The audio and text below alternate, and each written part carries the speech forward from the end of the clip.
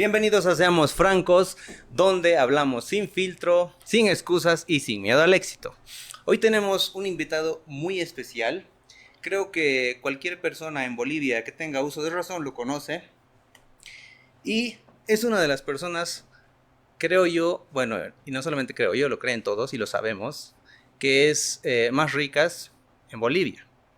Tenemos a Samuel Doria Medina. Pero, ¿quién es Samuel? Un gusto poder conversar contigo, Franco. Decías el más rico. Sí, tienes razón. Lo sabía.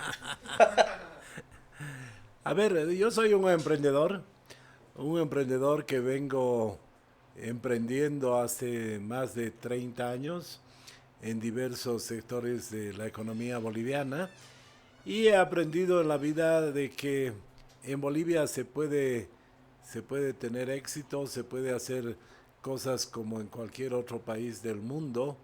Yo entré muy joven, a los 28 años, a hacerme cargo de la dirección de la fábrica de cemento Soboce en La Paz, que estaba quebrada, estaba intervenida por los acreedores, por los trabajadores, y trabajando muy duro logré darle la vuelta, logré que sea una de las principales industrias y cuando yo entré valía $1 millón, valor de mercado, y cuando yo salí valía $600 millones. Y no tiene nada que envidiar esa industria ahora a las industrias de los países vecinos. Después he estado trabajando en la construcción, he hecho los edificios más modernos y más altos de Bolivia, tanto en La Paz como en Santa Cruz, que al principio todos me decían, no se puede, no vas a vender, muy caro, que esto, que el otro. No les hice caso, seguí adelante y cuando se inauguraron fueron un éxito. Y son bastantes metros cuadrados. En La Paz Green Tower tiene 50,000 metros cuadrados y en Santa Cruz tiene 100,000 metros cuadrados. Entonces, he demostrado que se puede hacer edificios como en cualquier capital del mundo. En Santa Cruz, en La Paz, hemos puesto la arquitectura boliviana al nivel de las grandes urbes. También comencé con el negocio de Burger King hace 25 años. Algunos me decían, te vas a volver hamburguesero. Y bueno, Burger King ahora tiene 20 restaurantes en Bolivia y cada día atiende a 17,000 clientes. Es decir, que el año pasado hemos atendido a 6,200,000 personas que han ido a comer a Burger King. No creo que haya ningún negocio de comida en Bolivia que tenga 6 millones de clientes cada año. Y también compré el Hotel Los Tajivos hace 8 años en Santa Cruz, un hotel emblemático eh, que no había recibido inversión, mantenimiento muchos años. Me asocié con Marriott, la compañía hotelera del mundo más grande, y con ellos le hemos dado nueva vida y hoy en día no solo es el mejor hotel de 5 estrellas de Bolivia, sino que está entre los mejores de Sudamérica. Entonces, yo siempre comento de que durante muchos años me dediqué a generar empleo y he debido generar de manera directa algo más de 10,000 empleos. Pero alguna vez me di cuenta de que no era suficiente que yo genere empleo para cambiar Bolivia. Entonces ahí me di cuenta que había que hacer que haya muchos soboces, decenas, miles de soboces, y empecé a apoyar a emprendedores. Comenzamos con los centros de capacitación tecnológica, los CITES, que han capacitado hasta el momento a más de 60,000 personas, y también el concurso de Emprendideas, que hace que los emprendedores tengan un capital semilla, sean capacitados y puedan tener éxito. Y yo siempre comento con orgullo que el que ganó el primer concurso de Emprendideas fue un joven de Sucre, que hoy en día tiene una empresa que tiene 48 empleados. Qué grande. Bueno, ahora voy a empezar haciéndole un par de preguntas. Como, como le dije en un inicio, yo quiero conocer y quiero que todos conozcamos a la persona, al empresario, y queremos conocer su vida, su manera de pensar. Entonces, creo que mi primera pregunta va a ser, para usted, ¿qué es el éxito? Para mí el éxito es de que cuando viene alguien que trabaja conmigo y me cuenta que su hija o su hijo ha terminado de estudiar en una buena universidad, o cuando me comentan que se están comprando una casa, para mí el éxito es poder hacer que otra gente mejore, que otra gente pueda cumplir sus sueños. Mm, Ahora voy a entrarme un poquito más adentro, creo. ¿De cuánto podría usted decir, o mejor hábleme de su patrimonio actual? Porque ya hemos hablado de que es rico, pero ahora hablemos de su patrimonio. ¿Qué puede decirnos de eso?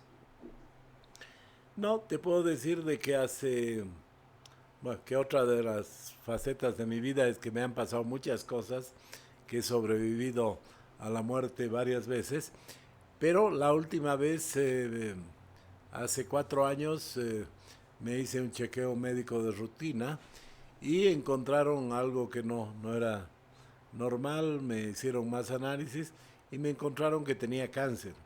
Entonces, cuando me descubrieron que tenía cáncer, yo hice lo racional, contraté a PricewaterhouseCoopers para que haga una reestructuración de las empresas por si yo ya no estaba.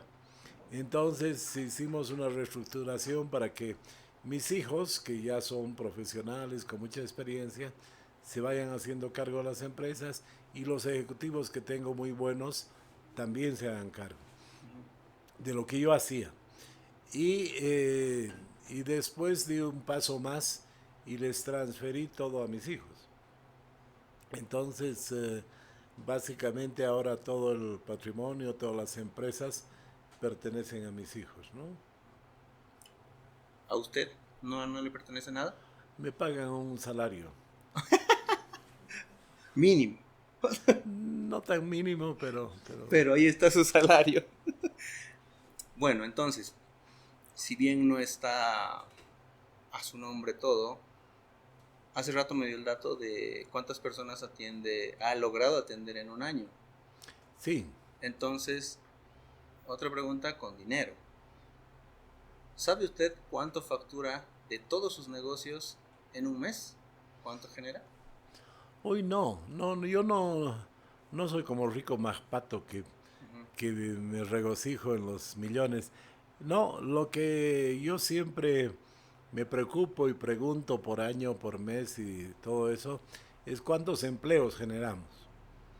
Y estoy contento porque en el mes de julio vamos a abrir un nuevo restaurante Burger King, el más grande de Bolivia, en la avenida Banzer, en Santa Cruz, camino al norte. Y bueno, y vamos a generar también algunas decenas de empleos nuevos.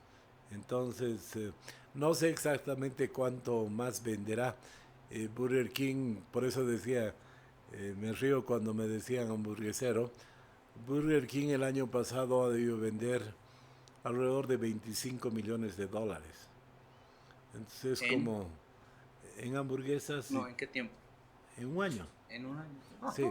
O sea, desde ese punto de vista vendemos un poquito más de 2 millones de dólares por mes. En hamburguesas, papas fritas y aros de cebolla. Y aros de cebolla. Me acaba de decir, bueno, hace unos segundos me dijo que ya no está como a su nombre por el tema de salud que pasó. Me imagino que estaba Sí, muy delicado. Entonces, su familia está a cargo o de la gran mayoría o de todas las empresas. ¿De cuántas empresas su familia entonces, no usted, son dueños absolutos y de cuántas llegarían a ser socios o accionistas? a ver, para, para que llegues más rápido a donde quieres llegar. Eh, Cuando yo entré a Soboce, te decía que valía $1.000.000 Ujú. y mi padre tenía algo de acciones ahí, pero después, cuando empezó a mejorar la empresa, le teníamos fe, fuimos comprando más acciones y llegamos a tener el 50% de la empresa. Mm. Y era todo lo que teníamos, todo lo pusimos en Soboce. Y llegó un momento de que había gente interesada en comprar la empresa. Y analizamos, vimos y tomamos la decisión de vender la empresa. Y la vendimos en 300, el 50% en $300 millones. De lo que no valía ni uno.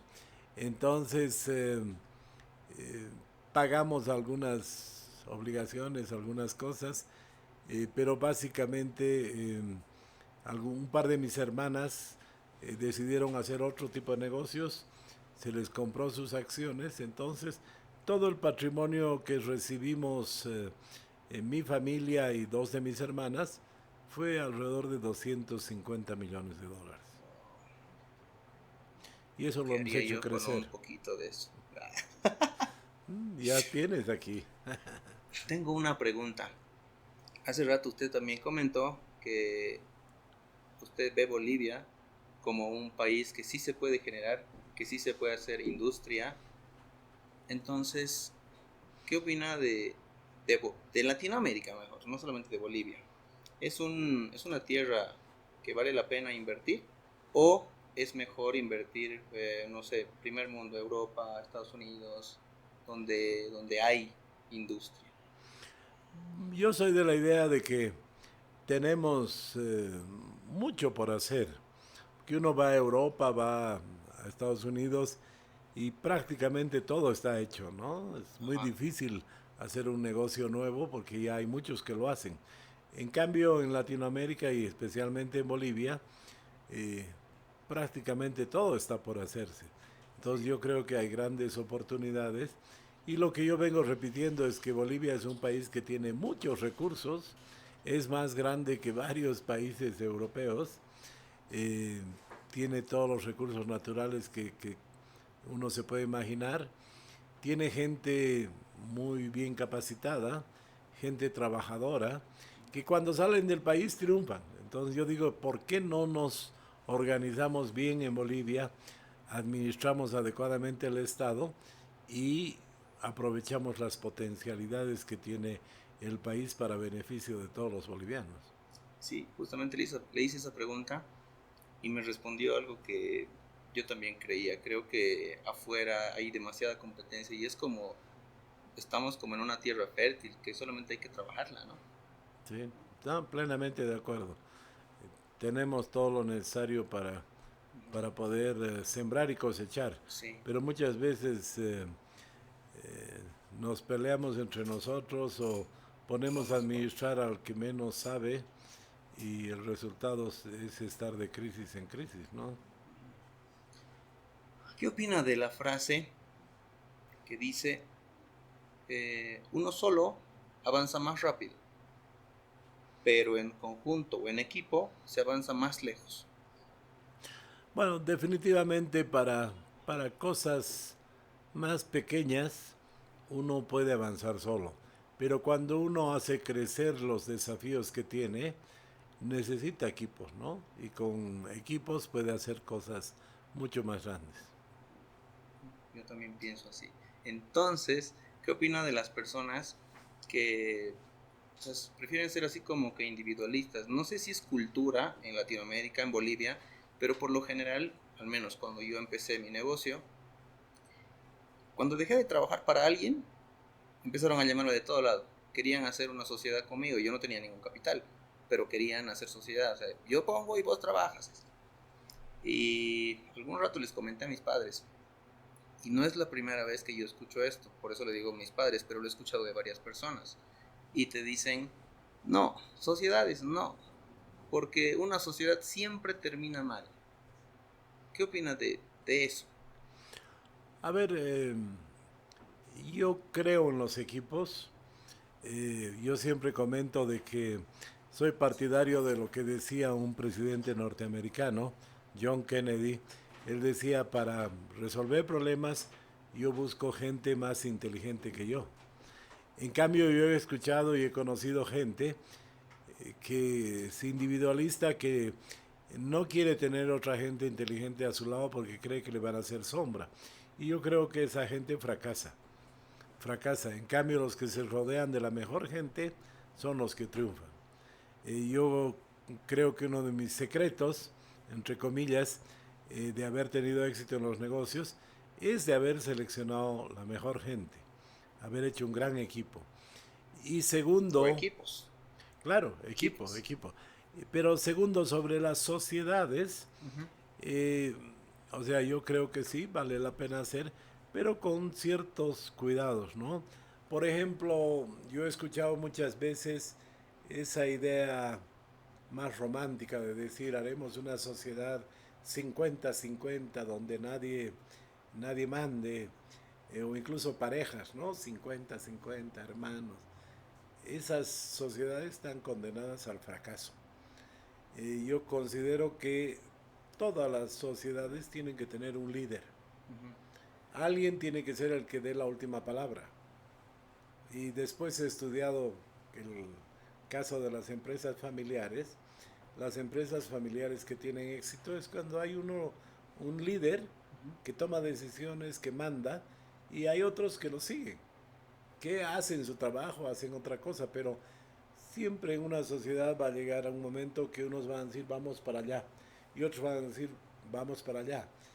Y si no hay alguien que decida, si es una ciudad o una sociedad 50-50, el proyecto va a fracasar.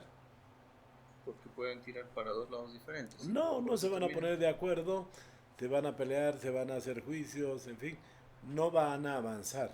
En cambio, si hay otra sociedad donde está claro que hay un líder, claramente cuando haya dudas, ¿qué dice el jefe? ¿Qué dice el líder? Y se va para ese lado y no se pierde tiempo, ¿no es verdad? Porque especialmente en las sociedades muchas veces se pierde demasiado tiempo discutiendo, no poniéndose de acuerdo. Entonces, por eso es importante que siempre sea 51% y el otro 49% para que quede claro de que más o menos el capital es el mismo, pero en las decisiones el que tiene una acción más manda. O siempre yo prefiero una sociedad donde haya 60-40, dos tercios, un tercio, y teniendo sociedades así, desde que se inician queda claro, ¿no ves? Si no nos ponemos de acuerdo, si hacemos una sociedad financiera, vos podrás poner casi el mismo capital que yo, pero si yo tengo el 50+1, en temas financieros defino yo.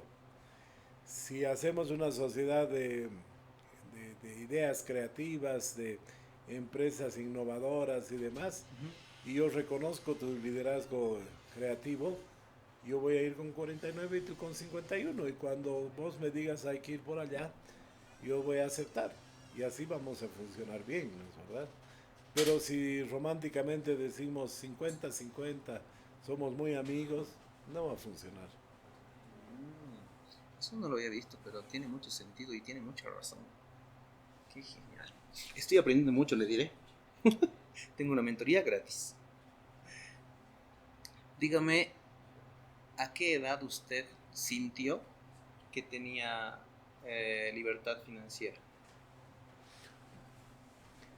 A ver, una buena pregunta. Yo he comenzado con mi primer emprendimiento a mis 14 años. Sí, sí. Wow. Yo tenía una pecera, Ajá. una pecera con peces, y una vez fui a Santa Cruz y preguntaba sobre los peces, y un tío que tenía me dijo, ah, no, vamos a ir en Montero y ahí en las norias, en las acequias, hay peces, vos te levantas. Yo pensé que me tomaba el pelo, pero después me llevaron Ujú. y efectivamente había una serie de especies de peces tropicales que efectivamente uno podía ir con una redcita de plástico, y cazarlo, Pescar. agarrarlos, ponerlos a una bolsa con agua, aclimatarlos en un acuario y después yo los llevaba a La Paz y los vendía. Entonces hice así mi primer negocio, ¿no? Ese ha sido el primer negocio, Sí, sí. peces. Esa era una de mis preguntas, pero ya la respondió. No, y soy un experto en peces tropicales, ¿no? Porque después me he ido metiendo y eh, los peces más simples de reproducir son los que nacen vivos, como los humanos, ¿no es verdad? Pero hay otros que son más complicados porque nacen de huevo, o sea, la hembra pone los huevos Ujú. y el macho fecunda los huevos externamente y hay una pez que pone mínimo 1000 huevos, si no pone 2000 o 3000, entonces te imaginarás que son muy pequeños y si tienes éxito en que se fecunden los huevos, que no se los coman, y cuando nacen, cuando eclosionan esos huevitos, son pues la décima parte de una pestaña, ¿no? Son realmente pequeños. Alimentar a esos animalitos no es fácil, ¿no? No puedes pensar en alimentar con comida seca, ¿no? No, tiene que ser una comida muy especial, microorganismos, comida viva. Entonces, yo he logrado reproducir ese tipo Ha de peces. podido alimentar a ella. Claro, no me he vuelto pues experto. Hay una serie de alimentos, por ejemplo, hay uno de los animales más fascinantes es la pulga de agua. Dapnia se llama. Pulga de agua. Pulga de agua. Es un animalito muy pequeño que tiene el cuerpo transparente. Y vos lo ves ¿Cómo uno lo detecta? por los bordes, ¿no? Por los bordes con mucha atención, pero vos lo puedes ver con una lupa o con un microscopio y vos ves cómo funciona su corazoncito, cómo funciona su estómago, O sea, se llega a ver todo. se llega a saber, no, y ahora es muy fácil, DAPHIA, Dapnia, eh, se puede ver en el Google y aparece ahí el bichito, y es pues, esa por ejemplo es una comida para peces bebés. Wow. Entonces, criar ese tipo de organismos para alimentar no es chiste.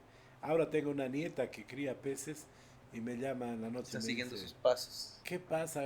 Mi pez tiene esto, tiene el otro. Yo le digo, subí la temperatura o haz esto o haz el otro y funciona, ¿no? Wow. Ha empezado a los 14 años. Muy pocas personas comienzan a temprana edad. Eh, Podría dar, no sé, unos 5 tips o hábitos de qué tendría que hacer uno para ser una persona de éxito, con éxito o llegue a tener éxito. Uy, a ver, primero yo creo que para hacer algún proyecto de éxito, lo fundamental es ser objetivo, ¿no? Porque a mí me puede gustar, no sé, pues las bufandas verdes y yo creo que es el mejor negocio y empiezo a hacer decenas, centenas de bufandas verdes y resulta que a la gente no le gustan las bufandas verdes, ¿no? Entonces yo siempre recomiendo y digo, si tienes alguna idea, algún producto, algún plato, lo que sea, pruébalo. Hazlo probar con tus amigos, con tus familiares. Si funciona, si no es que solo te gusta a vos, ya has dado un paso importante. O sea, haz un estudio de mercado, ¿no ve? Claro. Pero simple, con los amigos, con la familia. Ese es un tema importante porque yo he visto que hay muchos jóvenes que confunden sus gustos, sus hobbies, Totalmente cierto. con, con un emprendimiento. Yo era así. Bueno, Yo decía, no, a mí me gusta así. Al que le gusta bien y si no, no, pues ¿para qué viene? claro. Después, otro tema importante es de que hay que saber identificar cuáles son los temas, ¿no? Vos puedes tener un excelente producto, Ujú. pero no tienes mercado, porque no conocen tu producto. Entonces, Si tienes buen producto pero no mercado, la solución serán las redes sociales, será la promoción, será hacer conocer y demás. Y va a llegar un momento en que tu problema ya no va a ser el mercado, sino que no vas a poder abastecer todo, ¿no ve? Claro. Vas a tener problemas de producción. Y para problemas de producción hay que ampliar la capacidad instalada, otro local, otra máquina. Entonces, eh, parece simple, pero muchas veces la gente no identifica bien su problema y por lo tanto no le da adecuada solución, ¿no? Entonces es cuando pueden empezar algo y fracasan por no haber hecho para empezar el estudio de mercado, pruebas Claro. de productos y demás. Y después, lo que yo siempre les comento a los jóvenes es que no es fácil, que siempre se encuentra obstáculos, hay gente que te quiere desanimar, eh, pero yo he tenido éxito porque no me he rendido nunca. Y creo que Constancia, voy a llegar a ser presidente de Bolivia porque no me he rendido tampoco. disciplina. No rendirse, no rendirse. Puedes ser indisciplinado, pero no rendirte. Hice un podcast anteriormente de un fotógrafo que usted me acaba de dar el mismo ejemplo de lo que él hizo. Ha sido nominado a las mejores fotografías a nivel mundial y ha hecho eso. Una y otra vez. Ha presentado sus fotos durante años y logró. Bien, bien ahí. ¿Qué me dices de la frase? Como te ves, te tratan. Sí, yo creo que el tema de la autoestima, que es cómo te ves, tiene que ver mucho para poder mostrar una, una figura, una personalidad, una impronta, eh, porque si vos no aprecias lo que haces, si vos no estás convencido, difícil que convenzas a alguien, ¿no? Entonces es como un tema más de autoestima. Usa una forma de adaptación al mercado que quieres entrar. No, yo creo que fundamentalmente es autoestima, ¿no? Cuando yo he entrado aquí y te he visto, no podía negarme a nada, ¿no? Porque tu peinado, tu forma de vestir, eh, ya te muestra algo interesante, algo positivo. Entonces, si vos eres el que mandas aquí, imagínate que vengas un día así sin lavarte tu pelo, mal vestido, llega un cliente y dice, chao, mejor me voy, ¿no ve? O Es sea, que igual trabajo en el área de la belleza. Tengo que mostrar lo que vendo. claro, claro que Mm, Como te ven, te tratan. Sí, sí, es cierto. Igual es una manera de adaptarse, ¿no? Porque en mi área al menos hay muchas personas que la peluquería lo toman como última opción. Entonces entran, empiezan a trabajar, le hallan el gusto, empiezan a percibir ingresos, quizás rápido, porque es algo práctico que se aprende y se hace. Pero el problema que yo he visto, y me incluyo en este problema, porque yo también, como le dije, he sido así, yo decía, no me importa lo que lleve puesto, importa lo que esté haciendo. Y mi trabajo era muy bueno, no le voy a negar. Tenía harta clientela, sí, pero sinceramente no sé por qué tenía tanta clientela. Pero después con el tiempo, con mentorías, con cursos, con una y otra cosa, he visto que eso sí es muy importante, la parte visual, porque igual con eso estás mostrando congruencia de lo que haces y de lo que vendes. Entonces sí, creo que yo he sido parte de ese detalle y no le he dado mucha importancia. Y hasta ahora hay mucha gente que yo conozco de mi área que no dice, no, no, traje, no, o estar formal, no. Prefieren estar así como, no sé, como un estudiante de colegio, digamos. Sí, bien, bien casual, bien informal. ¿Cómo me diría usted que tenga que hablarles a estas personas que están en mi área, e incluso dentro del salón del mío, y hacerles entender que eso sí importa? Eh, a ver, yo creo que es primero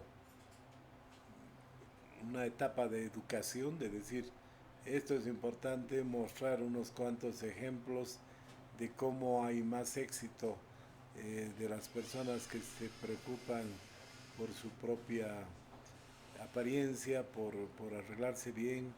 Eh, Difícilmente uno encuentra en este negocio a alguien que sea triunfador, que no venda, que no venda su figura, ¿no? Eh, yo daría un plazo razonable de educación, después un plazo razonable para adaptación y después el que no entienda lo toma o lo deja, ¿no? Porque no puedes tener vos personas en tu negocio que perjudiquen al negocio. Entonces sí, hay que educar, hay que hacer, pero Con ya, plazos. claro, claro, porque si no, Igual, claro, porque es igual proceso, ¿no? Tampoco lo van a decir mañana, desde mañana vienes así, punto. claro, no, explicarle, mostrarle, capacitarlo, indicarle, eh, que se preocupe, pero después de un plazo no puede ser que... Yo volvería como las normas mínimas para trabajar en este negocio. Me gusta. Plazos. ¿Alguna vez en su vida, en todos los años que está en negocios, o incluso mejor en la vida en general, alguna vez ha llegado a sentirse eh, primero solo, que no tenía nada, que ha estado absolutamente tocando fondo y ha tenido que levantarse de nuevo? ¿Ha habido algún punto de su vida que ha llegado a ese nivel? Sí, desde luego, muchas veces. Yo tengo una regla muy importante.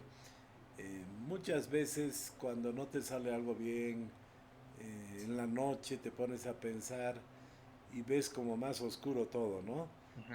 Yo siempre digo, bueno, mañana es otro día, en la noche no se toman decisiones importantes, entonces duermo, voy a despertar renovado, descansado, me voy a tomar una ducha, voy a desayunar y recién voy a encarar adecuadamente el problema, ¿no es verdad? Y la mayor parte de las veces te das cuenta de que no estaba solo, que no era tan grande el problema y que había solución. Entonces creo que eh, muchas personas, alguna vez he escuchado que la mayor parte de los suicidios son en la noche, ¿no? Que la Mm, gente se deprime, se complica todo en la noche. Entonces, que es bueno de no forzarse, no evaluar, no tomar esas decisiones a la rápida, a la rápida por reacción o emoción. en la noche, ¿no? Y a mí me han pasado cosas complicadas, ¿no? A mí me han secuestrado y a mí me han secuestrado por tener éxito. Eh, Porque cuando yo estaba en Soboce y empezó a mejorar la empresa, empezó a salir en la prensa. Empresa que estaba quebrada vale 50 millones. Unos meses después, O sea, su voz se empresa, quebró. no, que estaba prácticamente quebrada. Ajá. Cuando yo me hago cargo, había perdido más de la mitad de su patrimonio, de su capital. Ah, Entonces, pero yo la recuperé, resolví los problemas. Entonces eso se volvió noticia. Empresa que estaba a punto de la quiebra, vale 100 millones, vale 200. Y eso llamó la atención y vinieron unos terroristas del Perú que me secuestraron. Me o sea, secuestraron. vinieron hasta aquí, no estaba usted por allá. No, yo estaba en La Paz, en mi oficina. Y una noche que me estaba volviendo a mi casa, me secuestraron y me tuvieron 45 días en un cuarto de 2 por uno, obviamente sin baño, sin luz.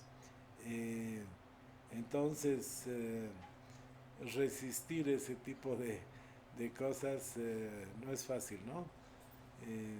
Que además me han puesto varias veces una pistola, me han dicho rece su última oración, pero bueno, he tenido la capacidad de no rendirme, de seguir adelante, hacer todo lo que estaba en mis manos y lo que ya no está en mis manos, encomendárselo a Dios. Entonces ese ha sido el punto donde ha estado, o sea, te has sentido muy, muy abajo, te has sentido solo, no tenía nada, tenía 2 por 1.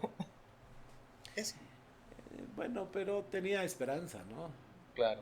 Tenía esperanza de salir vivo y al final salí vivo. Me he caído en un avión también, he tenido un accidente. El avión en el que yo viajaba, que era un avión de Amazonas, un vuelo regular entre La Paz y Sucre, se estrelló a 300 kilómetros por hora, muchos heridos muy graves. Eh, yo fui uno de los primeros en salir, buscar ayuda y recuperar a... Una vez estrellado, Sí, sí, sí. ¿de cuánto de altura? Estábamos yendo a 8000 metros, a 8000 pies de altura ¿Y sobre qué han llegado? y nos hemos metido a una nube densa que se llama. Ajá. Dice que a esa altura el fuselaje del avión está a menos 20 grados. Y claro, hemos entrado a una nube densa y se ha llenado de hielo, se ha condensado, se ha llenado de hielo. Y cuando un avión tiene más peso del que debe, pierde velocidad y cuando no tienes la velocidad suficiente, te precipitas. Entonces nos hemos ido cayendo. Claro, después el piloto nos ha explicado que él ha dejado que caiga el avión para ganar velocidad. Pero ha llegado un momento que ya se iba a estrellar, ha retomado el control y se ha fijado y allá había montañas, allá montañas, montañas y no tenía la fuerza para subir. Entonces un hombre inteligente con experiencia ha decidido estrellarse, pero con posibilidades de sobrevivir. Entonces se ha estrellado contra la rueda derecha. Ha caído contra la rueda derecha a 300 kilómetros por hora. No, pues esa rueda la han encontrado 200 metros más allá después. Y con el primer golpe, el avión ha rebotado. Ha rebotado sobre una quebrada. Dicen que si se hubiera caído en la quebrada, todos hubiéramos muerto con el cuello roto, ¿no? Porque el avión se da la vuelta y es tan brusco el movimiento que te rompe el cuello. Pero no, ha pasado la quebrada y ha caído sobre la otra llanta, sobre la llanta izquierda. Wow. Y todavía con tanta fuerza que esa llanta, que tiene un terrible amortiguador, se ha entrado a la cabina. Y le ha agarrado la pierna a un pasajero, ¿no? Y se la ha partido en dos. Bueno, entonces salir de eso, buscar auxilio, lograr sacar a los heridos, es difícil, es difícil. Y claro, y al día siguiente tener que subir a otro avión. ¿Dónde es el lugar de... Estábamos viniendo de La Paz a Sucre y el lugar donde nos caímos era la frontera entre el departamento de La Paz y el departamento de Oruro, sobre la cordillera, un cerro que se llama Coricollo, donde nos estrellamos, ¿no? No le he dejado, una de esas dos experiencias, no le he dejado algo así como un traumita? No, no, como te digo, tuve que subir al avión al día siguiente, se pasó. No, yo ahí me rompí varias costillas con el cinturón, me rompí el sacro, que es la vértebra más grande que va a la cadera, y con la actitud de frenar también me fisuré los huesos del pie. Pero ninguna de esas roturas se enyesa o se opera, hay que tener paciencia, Sí. ¿no? ¿Cómo has subido al otro avión? No, tranquilo, tranquilo. ¿No le dolía? Todavía estaba con la adrenalina a tope, entonces. No, me dolía cuando tosía o cuando reía, pero bajé un poco de peso, eso me alivió un poco y después de 2, 3 semanas las costillas ya no me dolían y me empezó a doler el sacro, que era molestoso porque cuando me sentaba un ratito dolía, ¿no? Y después se pasó ese dolor y vino el dolor en los pies. Pero bueno, salí caminando. Y después de eso, también como te comenté antes, en una revisión médica de rutina, me encontraron que tenía cáncer, ¿no? He pasado por quimioterapia, por radioterapia, inmunoterapia, pero gracias a Dios estoy bien, le he ganado el cáncer, que dice que cuando uno tiene cáncer, eh, si logra evitar que se expanda, en los siguientes 2 años es muy posible que vuelva con mucha fuerza. Pero en mi caso ya han pasado 3 años. ¿Desapareció? Y no hay nada, ¿no? Entonces, me han dicho que me haga un chequeo una vez al año, pero que a los 5 años me van a poder decir, usted se va a morir de otra cosa, ¿no? De Ah, la gran. a todos nos morimos, ¿no? ¿Usted cree en la numerología? ¿Ha escuchado alguna vez de eso? Sí, sí. No, y me ha pasado una cosa interesante. Eh, Cuando estaba secuestrado, eh, estuve todo el mes de noviembre secuestrado, diciembre. Y había así algún momento que parecía que no salía, ¿no? Que se extendía mucho más. Entonces yo me acuerdo que los números me dieron ánimo, porque me puse a pensar, yo tenía 37 años y mi padre en ese momento tenía el doble que yo, tenía 74 años. ¿Usted es el primero? El último. ¿El último? Sí. ¿De cuántos? 7. Entonces yo hice ahí el cálculo, dije, a ver, tengo 37 años, eh, puedo pensar que por lo menos voy a vivir como mi padre, 74. Entonces son 37 años por 12 meses y ahí sale un número bien bonito, 444. 444 meses de vida futura tenía yo ese momento. Y ahí digo, estoy un mes secuestrado, si voy a vivir 444 meses más, el 1% de mi vida son 4 meses. Entonces, para vivir 98, 99% de mi vida, estoy dispuesto a aguantar 4 meses o más. Un mes no es nada. ¿Cómo sabía cuánto tiempo estaba pasando, si estaba encerrado? Tengo en mi oficina mi zapato. El primer día que llegamos a la casa donde me tuvieron y demás, me dan un papel y una puntabola. Y ahí yo me doy cuenta que eran profesionales, porque me pasa una mano, el papel y la puntabola, con guantes quirúrgicos. Ahí dije, caramba, esto es serio, estos son profesionales. Estos sí saben lo que están haciendo. Porque no querían dejar sus huellas en los papeles. Y me dicen, escriba una nota a su familia diciendo que está bien y no sé qué. Entonces yo me quedo un rato con la puntabola, entraba un poco de luz, entonces mi principal preocupación era no perder la noción del tiempo y demás. Entonces agarro en mi zapato, al medio del zapato era una parte que estaba limpia, la parte que no toca el suelo, y ahí me hice un calendario. Noviembre, primero noviembre, después le aumenté diciembre. Y mira que es interesante tu pregunta, porque hay un japonés que está escribiendo un libro sobre ese evento, y él dice que el momento en que yo hice el calendario, hice un plan de vida, un plan de sobrevivencia. Y él me comentaba de que hubo un caso, creo que eran los dueños de la cerveza Heineken, que los secuestran. Y una de las personas como que no ve futuro, ve todo negro, y el otro dice, no, vamos a salir, aguantemos, que nos van a rescatar, que esto, que lo otro. Y el que no tenía plan de vida sale tan mal del secuestro que se muere al poco tiempo.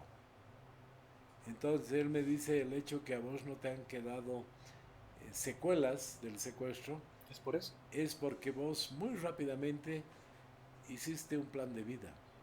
Y claro, y él me comenta que después ha hablado con con psicólogos y demás, las personas que están enfermas, las personas que están en el Pacheco, en el Hospital Pacheco, el 90% de esas personas están ahí porque no tienen plan de vida.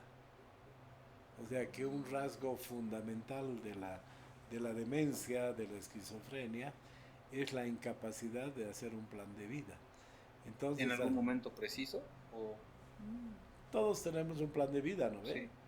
Sí. El momento en que alguien no tiene un plan de vida, como que pierde la capacidad de tener motivo de vivir, ¿no es verdad? Claro. Entonces, claro, en circunstancias difíciles, que te secuestren y que no es que yo dije, a ver, haré mi plan de vida, mi agenda, ¿no? Es. No, sino yo instintivamente dije, no, no tengo que perder la noción del tiempo. Agarré mi zapato, hice mi agendita, los O sea, días. como que usted ya sabía que no iba a estar un día ahí. No, no, o sea, era el 1 de noviembre que me secuestro. Entonces yo hago noviembre, lunes, martes, miércoles, jueves, viernes, sábado, domingo. eh, Creo que era martes el 1 de noviembre. eh, y empiezo a anotar y después cada día, cada vez que tenía una punta bola, marcaba los días que pasaban, ¿no? Y fue muy útil no perder el tiempo, pero yo pensaba que era para no perder la noción del tiempo, pero según este experto me comenta de que el hecho ese de asumir tu realidad es igual que si se cae tu ciudad y vos sobrevives, si vos reacciones y dices, a ver, voy a hacer esto, esto, esto, vas a sobrevivir. Pero si te quedas ahí atónito, te vas a morir, ¿no es verdad? Sí. Entonces, el hecho ese de haber hecho el calendario es muy importante, ¿no? Es un profesor japonés que él ha encontrado lo que se llama en inglés el sense making. La traducción sería una experiencia que se puede replicar. O sea, porque él me dice, tú eres un hombre muy optimista, yo soy pesimista. Eso no vamos a poder cambiar nunca, me dice. Yo he nacido pesimista, tú has nacido optimista. Pero el sense making, el tener ciertas reacciones en momentos difíciles, sí se puede enseñar. Y él por eso tiene una clase en varias universidades del mundo que explica el sense making, cómo se puede aprender de situaciones complejas, reacciones que uno tiene que tener para poder salir adelante, ¿no? Y esa es una. Según la numerología pitagórica, usted tiene un camino de vida 3, que es el mismo camino de vida que yo tengo. Y este camino de vida, uno de los pros es que usted tiene algo así como una conexión divina. Y le pueden pasar un montón de cosas, pero si tiene algo más adelante a lo que tiene que llegar, sale de eso. Entonces, según esta numerología, también se ha salvado por eso, pienso yo. Hay otra, hay otra frase que escuché. ¿Qué dice usted de, es mejor ser honesto o es mejor ser íntegro?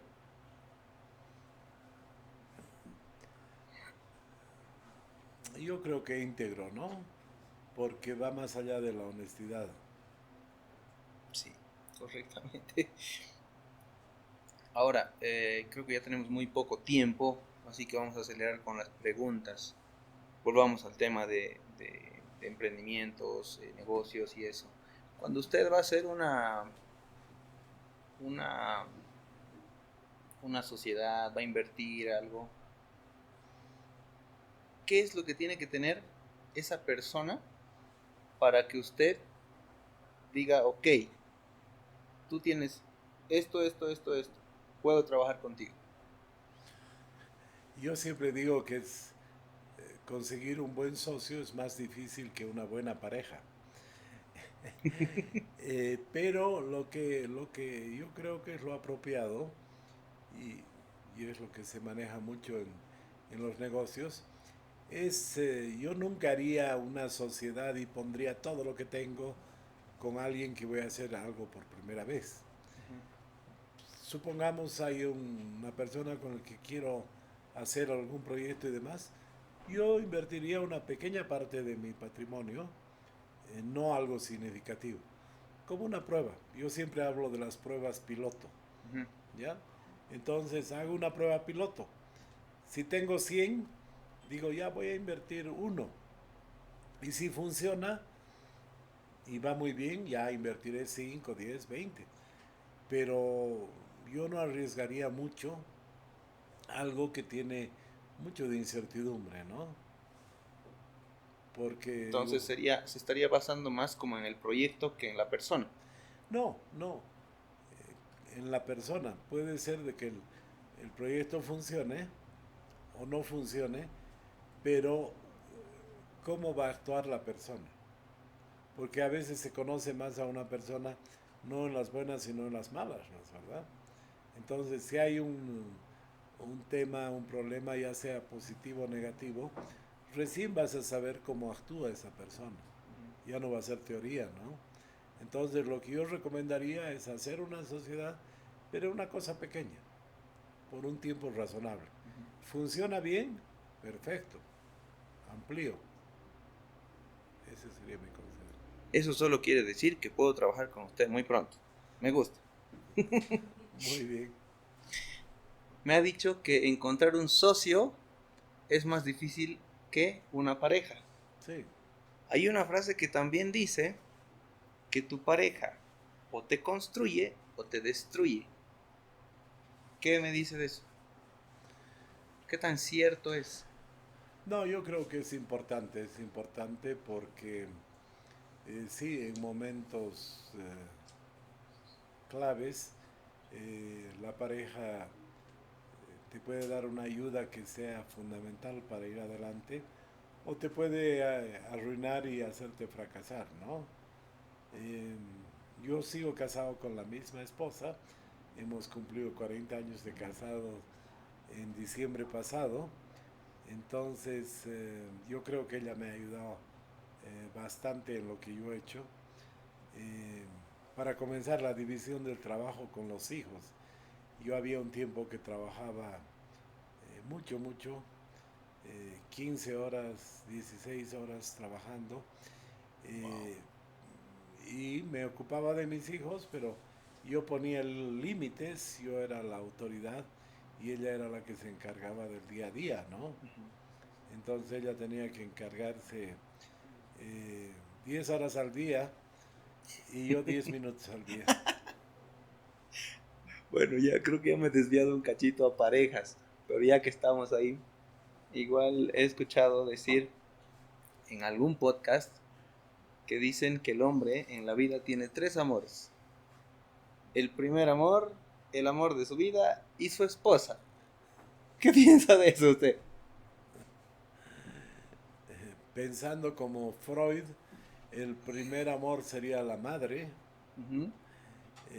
después viene El primer amor, el amor de su vida y su esposa.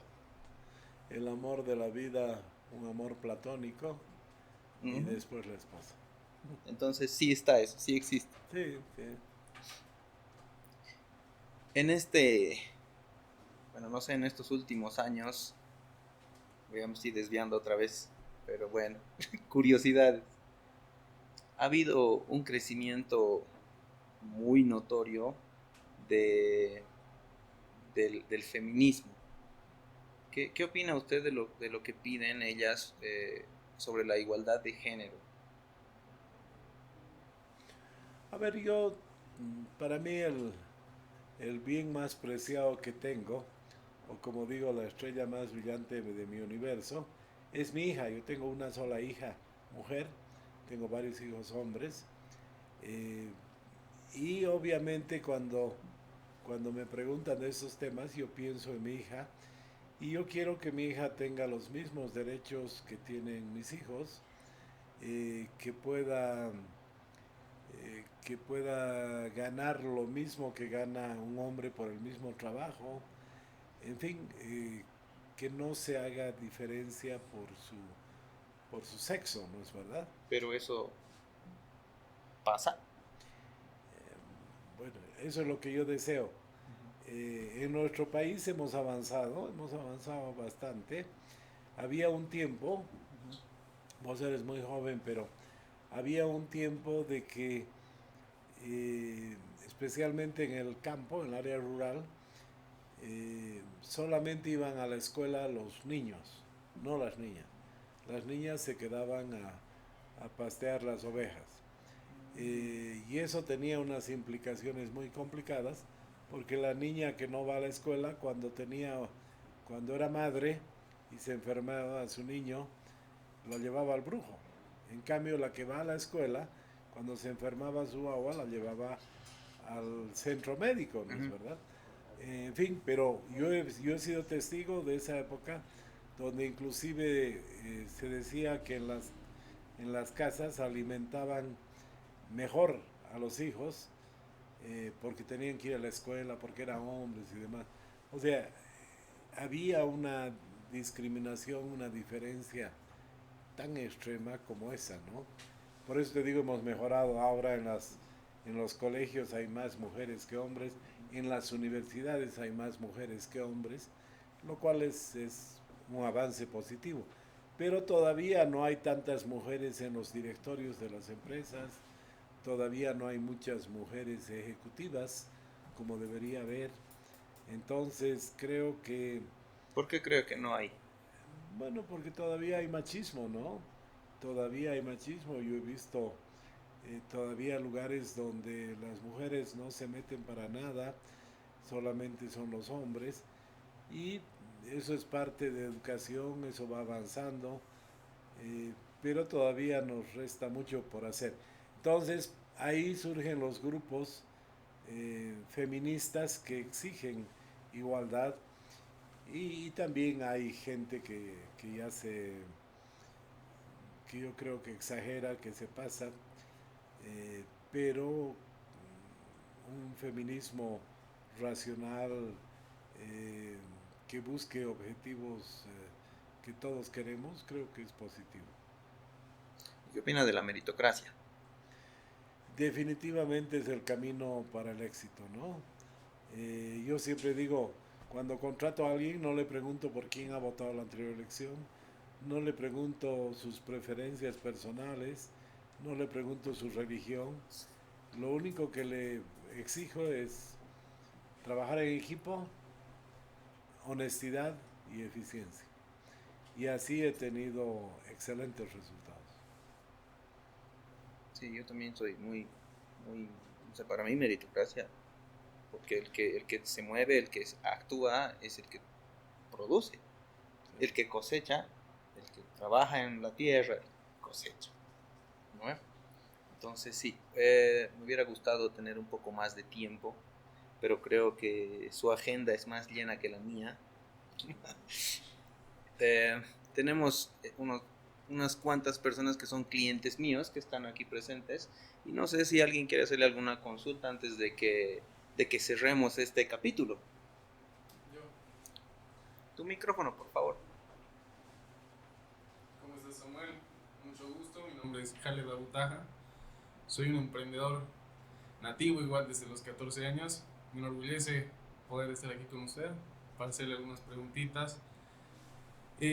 Una pregunta que tenemos los jóvenes emprendedores hoy en día, que realmente estamos ayudando más allá a la economía, al, al dar empleo a muchas personas. Eh, ¿Usted qué haría en estos momentos de incertidumbre, si se podría decir, eh, hoy en día como un emprendedor, si tuviera 24 o 22 años?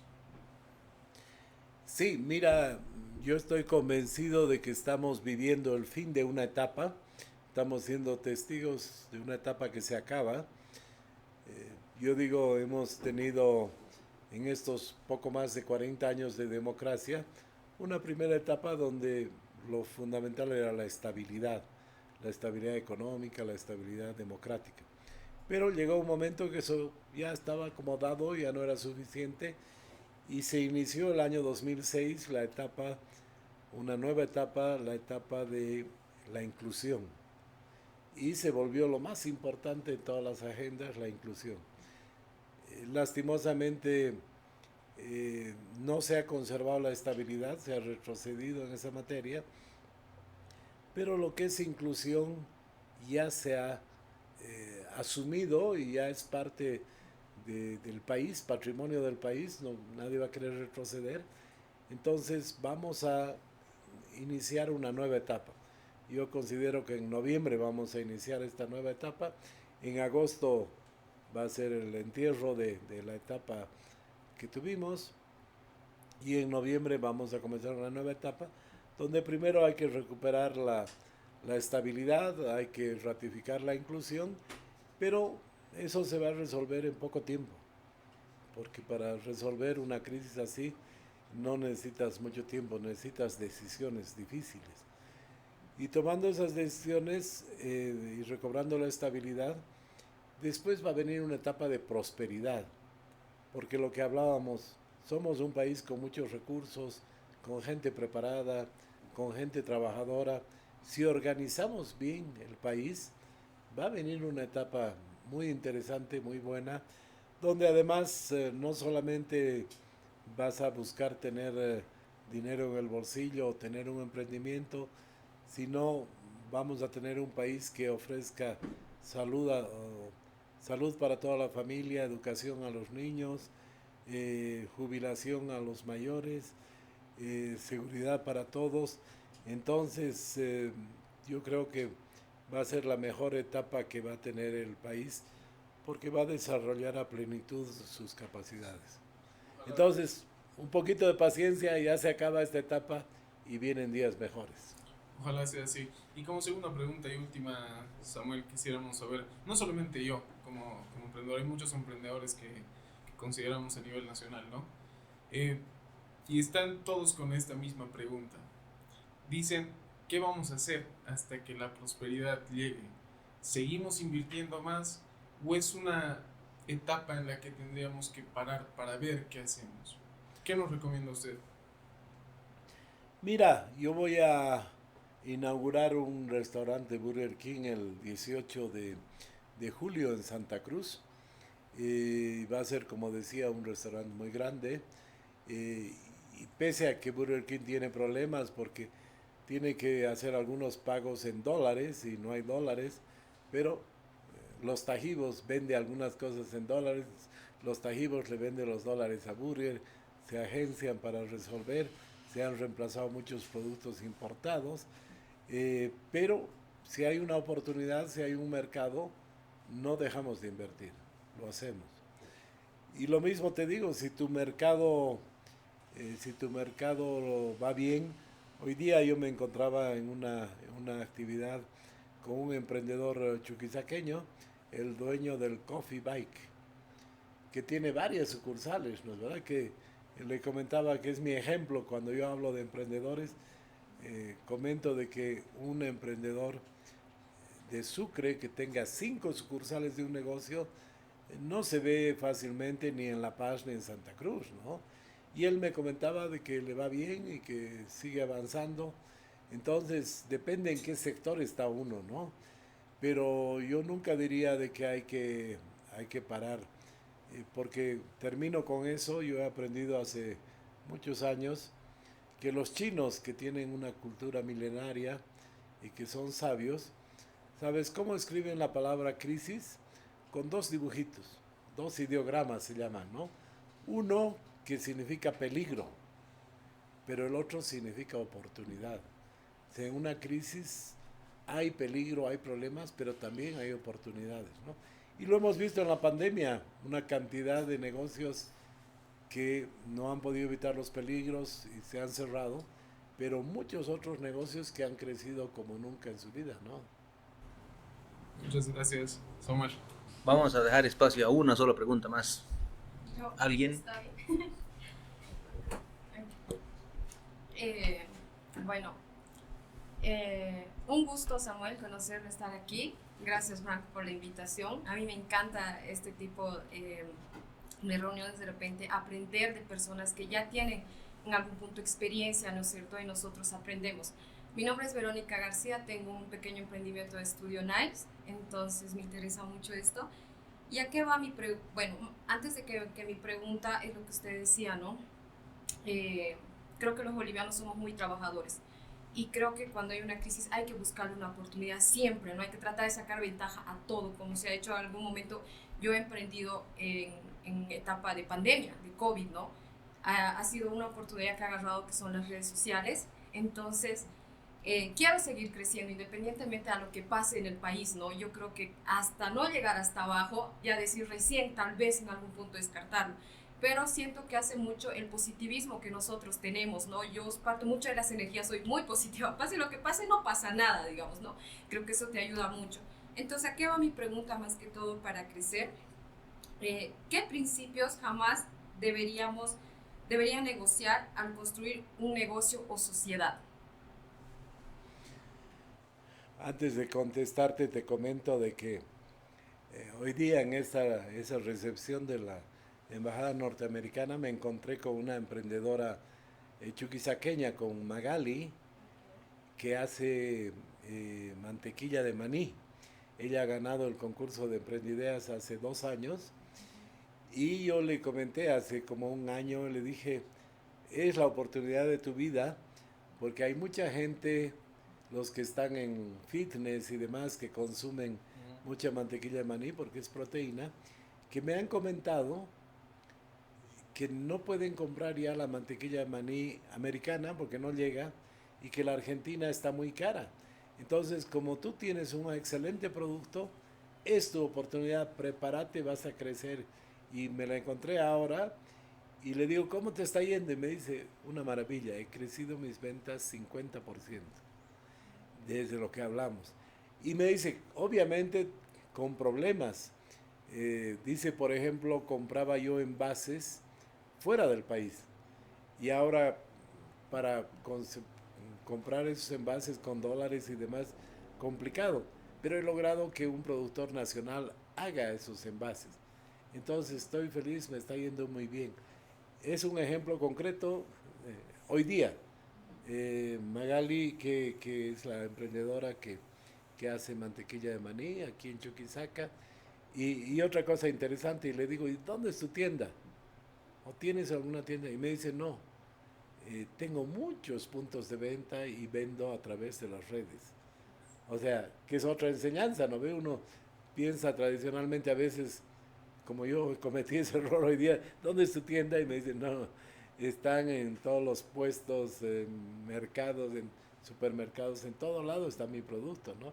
Y por eso ha tenido incremento de venta. Eh, yo te comento de que en general en la vida, yo creo que no tienes que negociar tus principios. Cada uno ha construido una estructura con valores, con principios en la vida. A mí me pasó esto muy claramente cuando entré a la política. Yo me acuerdo que yo estaba en el MIR y dije, a ver, eh, voy a buscar un liderazgo del partido y demás. Y me hizo llamar y me ofreció ayuda una persona que era conocida por corrupta. Y yo la pensé y dije, no, pues si voy a entrar a la política, no voy a cambiar mi forma de ser, ¿no ve? Si entro a la política voy a hacerla como soy, con mi estructura, con mis valores, con mis principios. Y yo te diría de que para la política, para el negocio, para lo que sea, vos tienes muy clara tu estructura, que viene desde tus padres, tus abuelos, tu educación, qué es lo que se puede hacer y qué es lo que no se puede hacer.